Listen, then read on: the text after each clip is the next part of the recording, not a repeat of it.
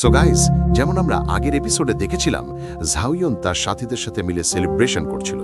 তখন সেখানে লিউ চ্যাং আর ভাজেন এসে উপস্থিত হয়, যারা চাইছিল না যে ঝাওইয়ন তাদের অ্যালকেমি হলে ইন্টারফেয়ার করুক। তাই ঝাওইয়ন একটা শর্ত রাখল, যদি সে TR-8 পিল রিফাইন করতে পারে তবে অ্যালকেমি ডিপার্টমেন্টের উপর তার কন্ট্রোল থাকবে, যেমন অন্য ডিপার্টমেন্টগুলোতে ছিল। ঝাওইয়ান রিফাইন করা শুরু করল। তার অনলি ফ্লেম দেখে সবাই অবাক হয়ে গেল। ঝাওইয়ানকে প্রাইমর্ডিয়াল পিল রিফাইন করতে হতো। সেই পিল শেপ নিতে শুরু করলো, কিন্তু তখন 5 কালার পিল লাইটেনিং পড়তে শুরু করলো। ঝাওইয়ান তার হেভেনলি আর্ট পাপেট ব্যবহার করে সেই লাইটেনিং থামিয়ে দিল আর সফলভাবে পিল রিফাইন করে ফেলল। এতে লিউ চ্যাং আর ভাজেন পালিয়ে যেতে চাইছিল, কিন্তু ঝাওইয়ান তাদের থামিয়ে দিল। এতদিন তারা অনেক ক্রাইম করেছিল, তাই শাস্তি হিসেবে ঝাওইয়ান তাদের জেলে পাঠালো আর ডেথ সেন্টেন্স দিল। এরপর ঝাওইয়ানের ফাইলিং স্টার প্যাভিলিয়নে ফিরে যাওয়ার সময় হলো। এখন ইয়ান অ্যালায়েন্সে সব ঠিকঠাক চলছিল, তাই সে নির্ভয়ে ফিরছিল। এবার সে মেডুসা আর ঝাউঝাউকে নিয়েও ফাইলিং স্টার প্যাভিলিয়নে ফিরল, যাতে ঝাউঝাউকে মাস্টারের সাথে পরিচয় করাতে পারে। আর শীঘ্রই স্পেস স্টেট ফেয়ার শুরু হতে চলেছিল, যেখানে পিউরিফাইং ডেমনিক লোটাস ফ্লেমের শেষ টুকরোটির অকশান হবে। ঝাওইয়ান তার মাস্টারকে রেসপেক্ট দিয়ে বলল, আমরা ফিরে এসেছি, আর এখন ইয়ান অ্যালান সম্পূর্ণভাবে গুছিয়ে গেছে। ঝাউঝাউ জায়গাটা দেখে খুশি হলো, কারণ হল ছিল বেশ গ্র্যান্ড, আর সে ঝাওইয়ানের পিছনে লুকিয়েছিল। ইয়াওলাও তাকে দেখে অবাক হলেন। ফাং জিয়ানও বুঝতে পারছিল না সে আসলে কে। ঝাওইয়ান জানালো যে সে ঝাউঝাও। এতে মাস্টার বুঝলেন যে সে ঝাওইয়ান আর মেডুসার মেয়ে। ঝাওইয়ান ঝাউঝাউকে বলল, তিনি তোমার গ্র্যান্ডফাদারের মতোই একজন টিচার, তাই সময় হয়েছে তুমি ওনার সাথে দেখা করো। ঝাউঝাউ সামনে এগিয়ে এসে হাঁটু গেড়ে ইয়াওলাওকে রেসপেক্ট জানালো। তার এই ভদ্রতা দেখে ইয়াওলাও খুশি হলেন, আর তার মনে পড়ল সেই সময়ের কথা যখন ঝাওইয়ানও একসময় ছোট দুর্বল ছিল আর মন থেকে তাকে মাস্টার হিসেবে মেনে নিয়েছিল। ঝাউঝাউ তখন একটা প্রজাপতির সাথে খেলতে লাগলো, আর আঙুল বাড়তেই প্রজাপতিটি তার আঙুলে বসে গেল। এটা দেখে ইয়াওলাও বললেন, এই লিটল গার্লের মধ্যে নিশ্চয়ই উড এলিমেন্ট আছে, তাই প্রজাপতিটি আকৃষ্ট হয়েছে। এটা সত্যি চমৎকার, তাই এই মেয়ে ভবিষ্যতে একজন মহান অ্যালকেমিস্ট হবে। তিনি ঝাউঝাউকে বললেন, আমাকে বলো তোমার আর কি কি ক্ষমতা আছে। ঝাউঝাউ চিন্তায় পড়ল, আর তার ফায়ার পাওয়ারের কথা মনে পড়ল। সে হাত দিয়ে ফ্লেম অ্যাক্টিভেট করল। এটা দেখে মাস্টার অবাক হয়ে গেল, কারণ তার মধ্যে উডের পাশাপাশি ফায়ার এলিমেন্টও আছে। ঝাউঝাউ খুশিতে আরও পাওয়ার বাড়াতে লাগলো, কিন্তু তার ফায়ার কন্ট্রোল ভালো ছিল না, ফলে এক বিস্ফোরণে সে দূরে ছিটকে গেল। মাস্টারের মুখেও ধোঁয়ার দাগ পড়ল, যেটা দেখে ঝাউঝাউ হাসতে লাগলো। মাস্টার বললেন, এতে কোনো সমস্যা নেই, আমি ভালো আছি। কিন্তু ফাংজিয়ান মনে মনে হাসছিল। ইয়াওলাও তাকে তুলে নিয়ে বললেন, ঝাউঝাউয়ের শুধু দৌকি এনার্জির কন্ট্রোল ভালো নয়, তবে আমি তাকে নিশ্চিতভাবে শিখিয়ে দিতে পারবো কিভাবে এই পাওয়ারগুলোতে মাস্টারি আনতে হবে। তুমি হবে পুরো ডৌকি কন্টিনেন্টের সবচেয়ে স্ট্রংগেস্ট লিটল গার্ল। ঝাউঝাউ খুশি হলো, আর মাস্টারের মুখ মুছতে লাগলো। তার কাছে এখন গ্র্যান্ডফাদার মাস্টার বেশ ভালো লাগছিল। ইয়াওলাও মেডুসাকে বললেন, এখন থেকে আমি নিজেই ঝাউঝাউকে ট্রেন করব। মেডুসা খুশি হলো, আর তাকে থ্যাঙ্কস দিল। ঝাউইয়ানা থ্যাঙ্কস জানিয়ে বলল, আপনার দিক নির্দেশনায় সে অবশ্যই একজন মহান অ্যালকেমিস্ট হবে। এরপর রাতের সিন দেখানো হলো। ঝাওইয়ান ব্যালকনিতে দাঁড়িয়ে চিন্তায় মগ্ন ছিল। মাস্টার ইয়াওলাও সেখানে এলেন। তিনি জানতেন ঝাওইয়ান এখনও ইয়ান অ্যালায়েন্স নিয়ে দুশ্চিন্তায় আছে। তিনি বললেন, এবার হলোসোলস ইয়ান অ্যালায়েন্স আক্রমণে ডুতিয়ান জুনকে পাঠিয়েছিল। এতে বোঝা যাচ্ছে তারা ইয়ান অ্যালায়েন্সের দিকে কতটা নজর রাখছে। শাওয়ান বলল, আমি এটা ভালোভাবেই বুঝি। যদিও আমি হলোসোলসের ইয়ান জুনকে যুদ্ধে হারিয়েছি, তবুও ইয়ান অ্যালায়েন্সের সিকিউরিটিতে ঢিল দিতে পারি না।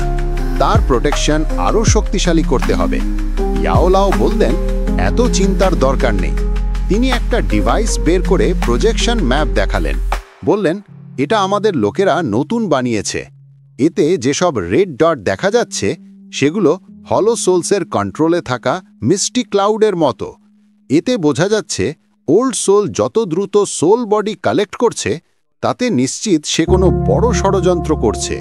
শাওয়ান বলল, হলোসোলস আসলে কি করতে চাইছে? ইয়াওলাও বললেন, ওল্ড সোল আর তার অ্যানয়রা সব সময়ই রহস্যময় ছিল। তারা কারো কাছে তাদের প্লট ফাঁস হতে দেয় না। এবার তাদের কাজকর্ম দেখে মনে হচ্ছে খুব বড় কনস্পিরেসি তারা এক্সিকিউট করতে যাচ্ছে। কিন্তু আপাতত আমাদের এ বিষয়ে ভাবার দরকার নেই। অর্ধেক মাস পর ওয়েস্ট ট্রেড ফেয়ার শুরু হবে। তখন পিউরিফাইং ডেমনিক লোটাস ফ্লেমের শেষ টুকরো অকশানে উঠবে। হলো সোলসও এটা পেতে চাইবে, তাই আমাদের ওদের আগেই অ্যাকশন নিতে হবে। শাওয়ান বলল, যাই হোক না কেন, আমাকে পিউরিফাইং ডেমনিক লোটাস ফ্লেম পেতেই হবে। 4 টুকরোর মধ্যে 3টে আমরা ইতিমধ্যেই পেয়েছি, এখন শেষটাও আমাদের হবে। মাস্টার তার কথায় এগ্রি করলেন আর বললেন, 3 দিনের মধ্যেই আমরা ওয়েস্ট ট্রেড ফেয়ারের পথে রওনা হব। এদিকে মেডুসা শাওকে শুইয়ে দিয়েছে। শাওয়ান গিয়ে জিজ্ঞেস করল, লিটল গার্ল কি ঘুমিয়ে পড়েছে? মেডুসা শান্ত থাকতে বলল, কারণ শাও অনেক কষ্টে ঘুমিয়েছে। শাওয়ানও শাওয়ের কাছে গিয়ে তাকে ছুঁয়ে দেখল আর মেডুসাকে বলল, এটা সেন্ট্রাল প্লেন্সের নর্থ ওয়েস্ট কন্টিনেন্টস, একেবারেই আলাদা জায়গা। এখানে অনেক পাওয়ারফুল মানুষ আগে থেকেই বসবাস করছে, আর তাদের মধ্যে রিলেশনশিপগুলো বেশ কমপ্লিকেটেড। তবে তোমাকে ভয় পেতে হবে না, আমি তোমাদের দুজনকে প্রোটেক্ট করব। মেডুসা বলল, কেন? শুধু তোমাকেই আমাদের বাঁচাতে হবে? এতে শাওয়ান একটু চমকে গেল। মেডুসা জানালো, তুমি চিন্তা করো না, কিন্তু আমিও এখন আরো স্ট্রং হতে চাই, যাতে শাও আর নিজেকেও প্রোটেক্ট করতে পারি। শাওয়ানের মনে পড়ল মেডুসা কত কিছু সহ্য করেছে আজ পর্যন্ত। সে সব সময় তার প্রিয়জনদের আঁকে রেখেছে, আর সেই কারণেই সে এত স্ট্রং হয়েছে আর ইয়ান অ্যালায়েন্সের জন্য নিজের জীবনও দিতে প্রস্তুত ছিল। এটা ভেবে শাওয়ান আবেগী হয়ে গেল, তবে এ বিষয়ে কিছু না বলে বলল, অনেক রাত হয়ে গেছে, এখন তোমার বিশ্রাম নেওয়া উচিত। সে চলে যাচ্ছিল, কিন্তু হঠাৎ কিছু মনে পড়ল। সে মেডুসাকে বলল, আমি প্রায় ভুলেই গিয়েছিলাম, মাস্টার তোমার জন্য একটা স্পিরিচুয়াল লিকুইড রিফাইন করেছিলেন, যেটা শাও ডৌচি শক্তি উন্নত করতে সাহায্য করবে। মেডুসা সেই বোতলটা নিল আর শাওয়ান সেখান থেকে চলে গেল। মেডুসা আবার শাওয়ের পাশে বসে তাকে দেখাশোনা করতে লাগলো। এখন সিন কাটল সেন্ট্রাল প্লেন্সের এক বিরান জায়গায়, যেখানে শাওয়ান, মেডুসা, লিটল ফেরি ডক্টর আর ইয়াওলাও এসে পৌঁছালো। শাওয়ান বলল, এই স্পেস ট্রেড ফেয়ার কি এমন এক উজাড় জায়গায় হবে? ইয়াওলাও বললেন, যদিও জায়গাটা তোমার কাছে শান্ত আর নির্জন মনে হচ্ছে, কিন্তু যদি মন দিয়ে অনুভব করো তাহলে অনেক পাওয়ারফুল অরা টের পাবে। শাওয়ান মনোসংযোগ করে তার স্পিরিচুয়াল সেন্স বাইরে ছড়িয়ে দিল আর বুঝতে পারল সত্যি এখানে অনেক পাওয়ারফুল প্র্যাকটিশনার লুকিয়ে আছে। সে বলল, মাস্টার, এখানে অন্তত 100-রও বেশি মানুষের অরা আছে, আর তাদের মধ্যে সবচেয়ে দুর্বল 3 স্টার ফাইট উইনার। লিটল ফেরি ডক্টর বলল, এত পাওয়ারফুল মানুষ থাকলে এই স্পেস ট্রেড আয়োজন করা অর্গানাইজেশন কি ভয় পায় না যে কেউ তাদের দল নিয়ে এসে লুট করবে? ইয়াওলাও ব্যাখ্যা করলেন, স্পেস ট্রেড ফেয়ার হচ্ছে ডৌকিটো কন্টিনেন্টের সবচেয়ে হাইয়েস্ট লেভেলের ট্রেডিং ইভেন্ট। এটা মেনটেন করে 3টে বড় ফোর্স, গ্রাউন্ড ওয়াকিং সেক্ট, এমটি ওয়াইড গেট আর ট্রেজার অ্যাপ্রাইজাল মাউন্টেন সেক্ট। এই 3 মেজর ফোর্সের পাহারায় এখানে কখনো রবারি হয় না, আর যদি হয়ও সঙ্গে সঙ্গেই দোষীদের ধরা হয় আর বিচার হয়। ঠিক তখন পুরো জায়গাটা কেঁপে উঠল আর মাটির মধ্য থেকে একটা ওয়াইড পোর্টাল খুলে গেল, অর্থাৎ স্পেস ট্রেড ফেয়ারের দরজা খোলা হলো। তখন লুকিয়ে থাকা সব সেক্টের শক্তিশালী মানুষ বেরিয়ে এলো, যারা অকশনে অংশ নিতে চেয়েছিল। মেডুসা বলল, শুধু অরা দেখেই বোঝা যাচ্ছে এরা খুব স্ট্রং। ইয়াওলাও বললেন, নিশ্চিন্ত থাকো, কেউ যদি বোকামি করে ট্রাবল তৈরি করেও ফেলে সেটা বিরল ব্যাপার, কারণ স্পেস ট্রেড ফেয়ারের নিয়ম খুবই কঠিন, এখানে কেউ কারোর ওপর আক্রমণ করতে পারে না। এরপর সবাই হোটেলের ভেতরে চলে গেল।